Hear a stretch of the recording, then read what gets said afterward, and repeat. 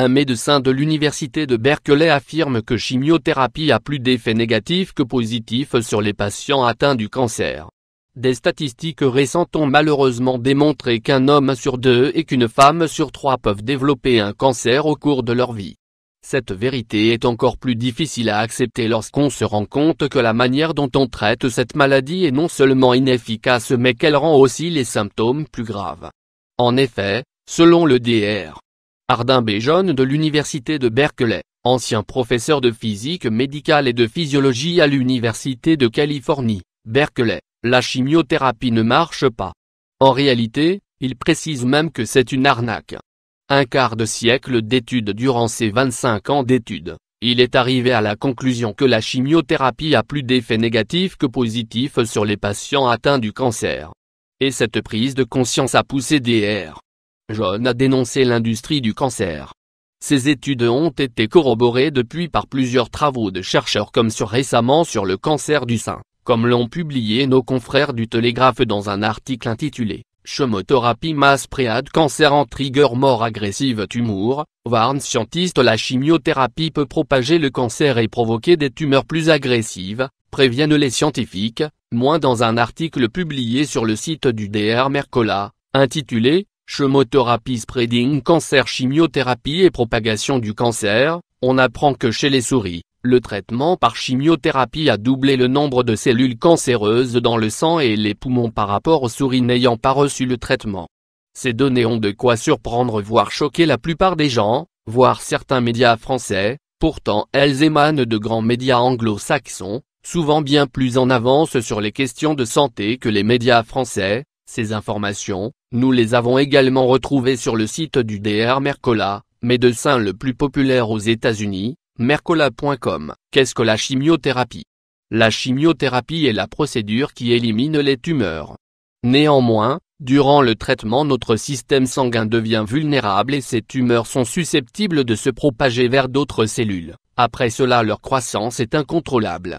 Ceci explique le fait que le cancer est réapparu de manière beaucoup plus grave chez certains patients ayant à la base suivi une chimiothérapie et déclaré complètement guéris. Ensuite, le cancer devient beaucoup plus difficile à traiter et atteint un stade souvent fatal lorsque d'autres organes sont contaminés. Selon le Dr.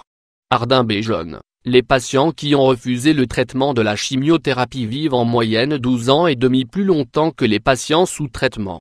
Il ajoute, les personnes qui ont accepté la chimiothérapie meurent 3 ans après le diagnostic, un grand nombre meurent parfois même quelques semaines plus tard.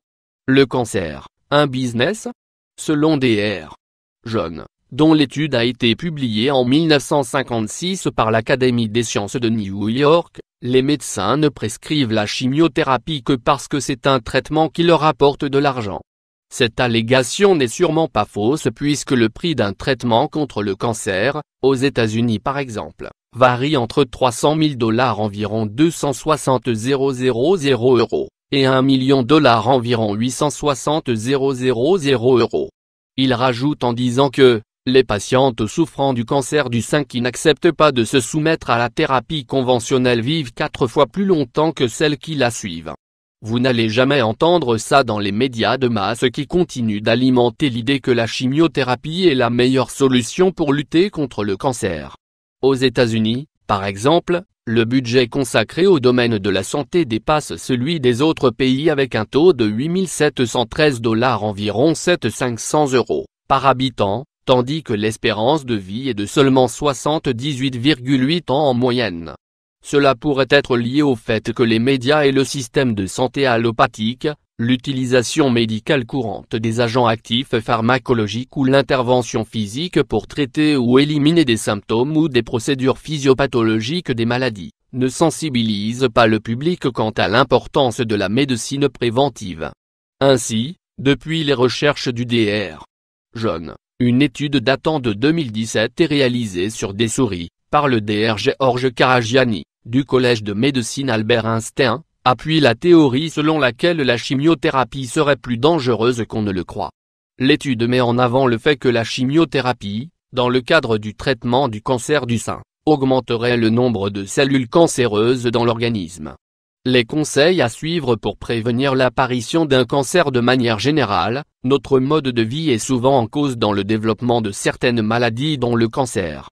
En effet, il convient de rappeler que pour éviter de souffrir d'un cancer, il faut moins supprimer le tabac et éviter les lieux enfumés, moins avoir une alimentation variée et équilibrée, moins limiter la viande rouge, les aliments riches en gras, sucre et sel, moins pratiquer une activité physique régulière, moins s'hydrater correctement, moins préserver un poids santé, moins éviter la surexposition au soleil et se protéger à l'aide d'écrans solaires, moins prendre les mesures nécessaires afin de ne pas être en contact avec des substances cancérigènes, au travail, à la maison, etc., moins limiter la prise de traitements hormonaux, moins se faire dépister car le dépistage permet de prévenir l'apparition d'un cancer, notamment en repérant et en traitant la moindre anomalie, moins prendre soin de sa santé au quotidien.